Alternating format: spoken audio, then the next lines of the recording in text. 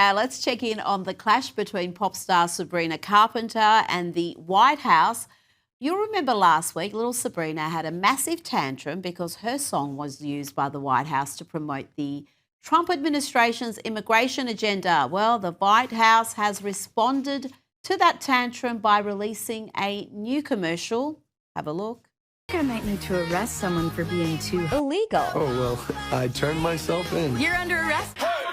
You get the bag and fumble it, I get the bag and flip it and tumble it. Straight off the lot, put on the cash, and the car came with a blood in it. Lil' mama. Checkmate. Sorry, Sabrina, but that is bloody hilarious. Let's bring in Newsweek Senior Editor-at-Large and Article 3 Project Senior Counsel Josh Hammer. Josh, we have a lot to cover today, from the War Secretary's latest comments to the World Cup, which is going to be North America in 2026. But let's start with President Trump's approach to ideological opponents. It's been groundbreaking and it's now been adopted very successfully, I might add, by centre-right leaders around the world, from Milei in Argentina to Meloni in Italy and Farage in the UK, everywhere it seems except here in Australia. Trump learned early that attack is the best form of defence, and there's really no reason to try to appease people who are never going to back you. Well, that's definitely part of it. There's no point in trying to appease the unappeasable. I think there's also another element to the whole Trump approach to his political opposition, Rita, which is that he believes, as I believe, in mockery. Frankly, sometimes just snarling and just mocking your opponent for saying totally outlandish, crazy things, for really kind of being somewhat sophomoric, for a time just sounding deeply dim-witted and frankly just low IQ. You know, there's something to be said for that, actually, and that kind of resonates, I think, with a lot of people. I'm not saying that is necessarily the number one calling card that you should do. I mean, I'm a public policy guy, I'm a law guy, I care about political philosophy, I care about battle of ideas. But when it comes to political messaging, when it comes to running campaigns, when it comes to running advertisers there, when it comes to trying to maintain your approval ratings and your favorability and all that there really is something to be said, actually, for just trying to disembowel and eviscerate your opponent in deeply unrestrained, uninhibited fashion. I think that also includes some element of just mocking the dumbest of their possible opponents there. There's no point in giving more credit than credit is due.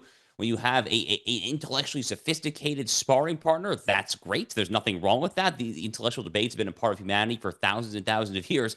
But when you have, let's call it, a Jasmine Crockett or an Alexandria Ocasio-Cortez, sometimes it's not worth getting into a Mensa standoff when it comes to who has the best idea to help this industry. Sometimes you just say, you know what, you're stupid, you sound stupid, you're proposing stupid ideas. That's it. Now, talking about elements of the hateful media, President Trump has got on the attack with a post targeting CNN anchor Caitlin Collins. The president wrote, "Caitlin Collins of fake news CNN, always stupid and nasty.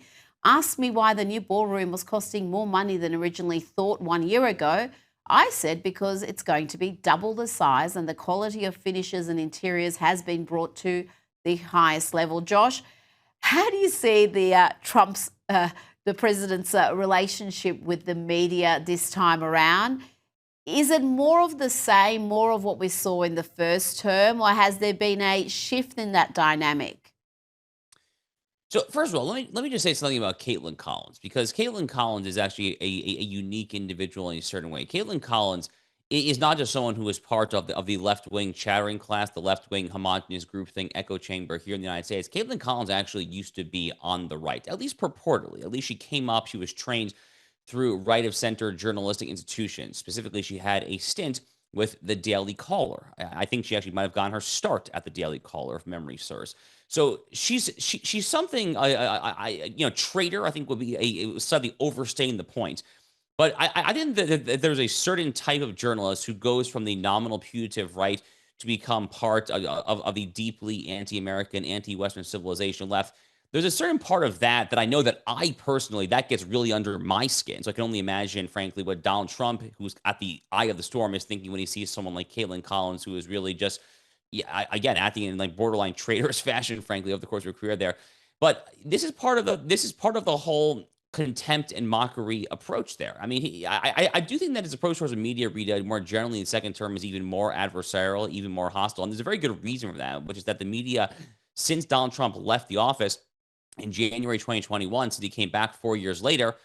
I mean, they were deeply complicit in the attempts to incarcerate him, to bankrupt him, to throw him in jail, to ruin his life, essentially. Yeah, the media was complicit every single step of the way in the unprecedented, completely historically unmatched attempt to just destroy this man, to destroy this former, and now we know at that time, then future president of the United States there. So the media was complicit every step of the way. I think that you're frankly seeing the fallout of that now in this second term. We know from Isaac Newton, the 17th century physicist, that for every action, there's an equal and opposite reaction. But we also know, Rita, from Donald Trump himself, that when someone punches at you, you punch back twice as hard. So, let's not call it Newton's law of physics. Let's call it Donald Trump's law of PR, which is what you're seeing play out here in the second term.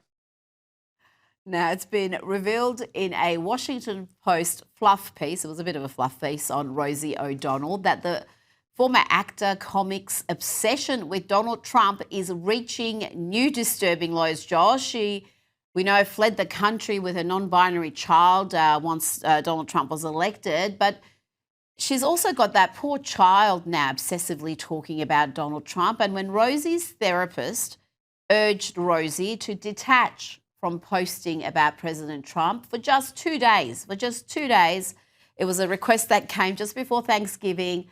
Well, she caved almost immediately, Josh. She was posting within hours.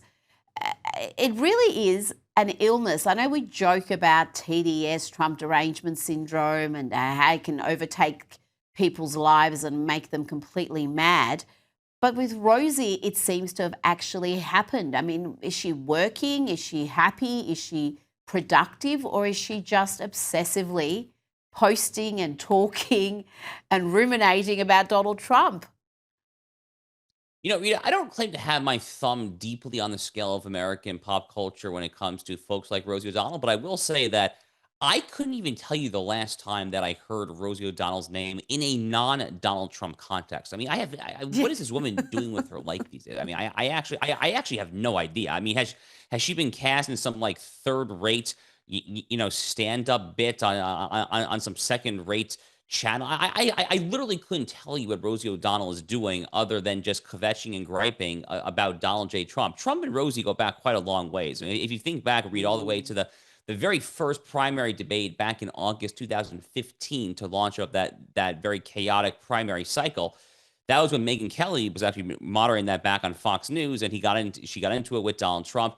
And that was in the infamous exchange where Donald Trump made some jab about, but only Rosie O'Donnell, as far as the only women that he hates in his life there. So Rosie and the Don go back decades when it comes to the New York, upper class social scene there. She's probably not okay. I mean, look, I'm not a psychiatrist. I'm not a psychologist there. Far be it from me to try to diagnose her from afar. But Donald Trump does have, he's gifted with many unique abilities. The art of the troll and the art of getting under your opponent's skin, which kind of ties into our whole mockery conversation, this is absolutely part of it. He absolutely has a way to just deeply, deeply make his opponents lose their everlasting mind and focus in monolithic fashion on their searing hatred of him. And it's a very unique political skill. I'm not frankly sure I can think of another American political figure I've ever seen have this particular skill, but Rosie O'Donnell is kind of exhibit A, that's for sure. He does have that ability to make his political opponents just behave in a crazy fashion. If they would just remain normal and if they would just have a proportionate response, I think they would be a lot more successful in trying to defeat him. But yeah, you're right. Rosie already has her own psychiatrist who she's spoken about. And she told Jim Acosta during a recent chat that she was disgusted with the White House press corps for allowing Trump to verbally rape a reporter. Verbally. I mean, she is not well. Let's move on from Rosie and talk about the World Cup. 2026 is shaping up to be an incredible year for the US, 250th birthday, and you're hosting the Soccer World Cup, Josh, arguably the world's biggest sporting event. President Trump was in excellent spirits during the World Cup draw where he received a peace prize from FIFA. He danced to YMCA, and guess which country he drew? But let's see. Are you sure? Are you sure this is the ball? You can still change it if you want. Does he know something that I don't know? Let's give it a shot. Let's John. give it a shot. Let's give it a shot. I agree. Okay. This is shocking. United States of America.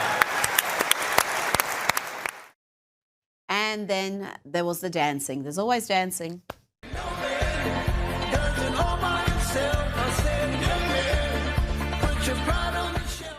But Josh, there are those in the soccer world very upset with FIFA for honouring the president. Among them is Australia's own Craig Foster, former player who called the event a shameful day for the beautiful game. What's your response to the critics? Well, first of all, Rita, I'm pretty sure that the United States and Australia are actually going to be in the same group Yes. come 2026. So True. I very much look forward to seeing my country and your country gear up in this most beautiful game. I'm a big sports fan in general. I love the World Cup. I look forward to it very much every 4 years.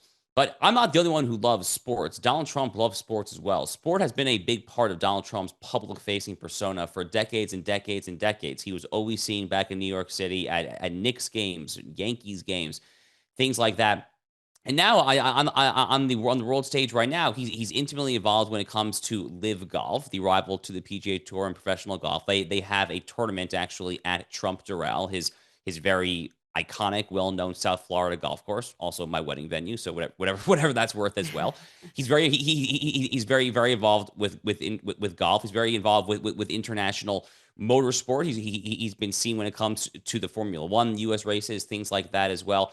And he's also involved in trying to get the Washington, I still say Redskins, but the Washington Commanders, whatever the name is. He's trying to get the football team back from Maryland into Washington, D.C. They're trying to rebuild the old RFK Stadium in eastern Washington, D.C. He's behind that. So he cares a lot about sports. He cares a lot about this there. They're allegedly doing a UFC fight, Rita, on the White House lawn next the White year. House. Yeah, it's going to be in conjunction with the 250th anniversary. I mean, you know, what an amazing spectacle.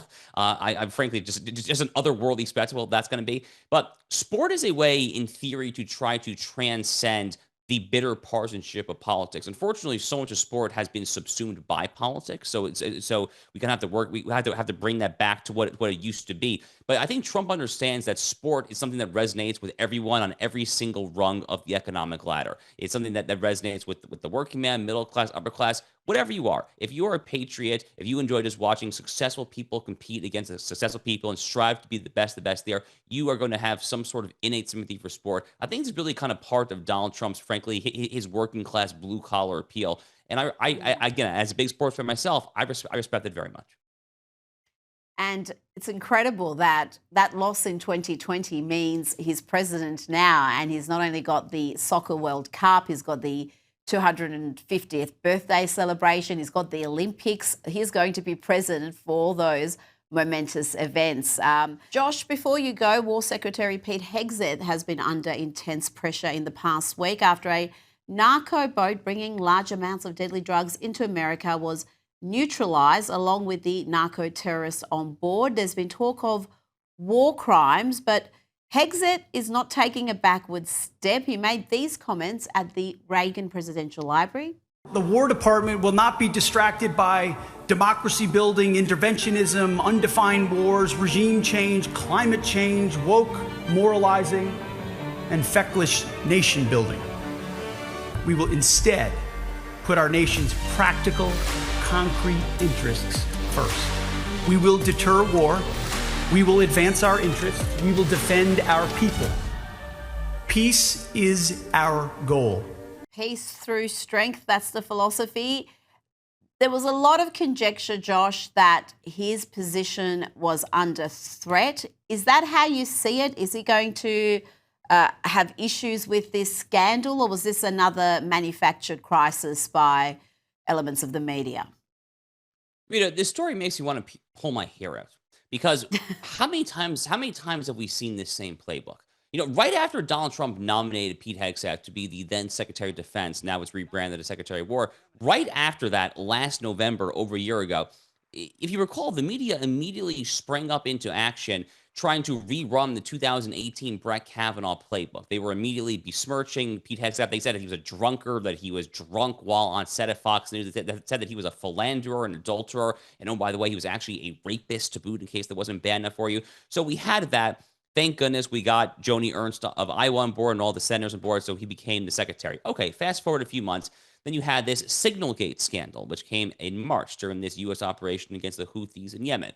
Was this done in the most kosher fashion imaginable? Maybe, maybe not. Okay, maybe there's a better app than Signal, some sort of super encrypted secret app to communicate. I don't know. Probably there is. Was this the end of the world? No, there was not. How do I know? Because nothing happened. Because not a single hair of a U.S. soldier, Marine, or sailor was harmed, as was all of this. So that operation failed too.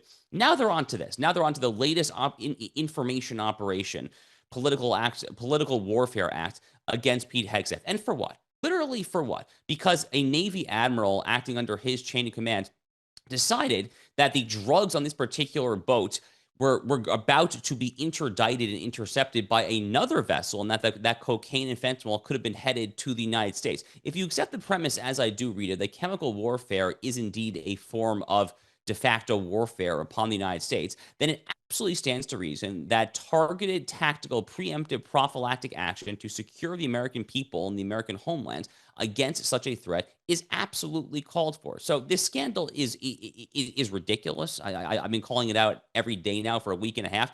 The Washington Post, by the way, which initially reported this, literally got their facts wrong. In fact, the New York Times of all outlets was actually the one that called out the Washington Post for doing that there. So they frankly owe Pete Hegseth something of an apology for accusing him of just callously ordering so-called war crimes there. But, I guess the last thing on this I'll say, Rita, is that, there's, as someone who follows the Middle East closely, I've become almost numb to the war crime allegation because of just the routine manner in which they attempt to accuse Netanyahu and the Israelis of committing war crimes there. So, I guess they're trying to bring the specific Middle East accusations, now try to take it into the American context. It's not going to work. It's not going to work because the Hegseth that we just saw in that video is a very confident, well-spoken Secretary of War. I happen to be a big fan of him, and I wish him nothing but the best. He's going to survive this relatively unscathed. This story will be dead by the next few days, I predict. Josh Hammer, thank you for your time. Thank you, Rita.